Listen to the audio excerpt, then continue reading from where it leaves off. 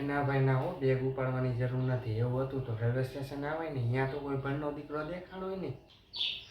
ના ભાઈ મારે કાંઈ ખાવું નથી. તમે ખાલી જરાક ચા લેતા હો ને બસ. ત્રીજા નંબરનો રૂમ દીધો. કાંઈ રૂમમાં હરાવાય જ નથી. આવો રૂમ જમાય ને. એટલે કંઈક સાફ સફાઈ કરીને તો દેતા જાઓ. હાવ આમ અહીંયા ઘણા કોઈ પૂછવાય રાજી નથી કે ક્યાં છે શું કરે કાંઈ નહીં. બસ ખાલી શાંતિથી ઉતાય. તાર કોઈને કહી દેજે તો મારી દવા લેતી આવે. મારી ઓલી હોનાની વીટી દઈ જતો અને ઓલી બેગ શાંતિથી અહીંયા ખૂણામાં રાખીને મેકી દઈ જાય. નકર અહીંયા કેટલાય લઈને વહી જાય. એ તો હારી જ લાગે ને જોડી. ભાઈ કરાવ્યું કોને? મેં કરાવ્યું હોય. અને અત્યારે તો કોઈ પૂછતાય નથી. જમાઈ ક્યાં ખૂણામાં બેઠો હોય શાંતિથી. આ તો આ લોકોને કે કોણ આની પહેલાંય ઓલાના સનલાન લગ્નમાં મને વ્યવહારમાં ભૂલી ગયા હતા. અત્યારે ભૂલી ગયા. એટલે અમે હાથ કરવા આવી. અમે ભૂલાઈ જ જાય. એ ના ભાઈ ના હો. હવે ક્યાંય રોકાવાનું થતું નથી યાર. અમે ધરાઈ ગયા તમારાથી હો. ક્યાં તાર ભાઈ ક્યાં?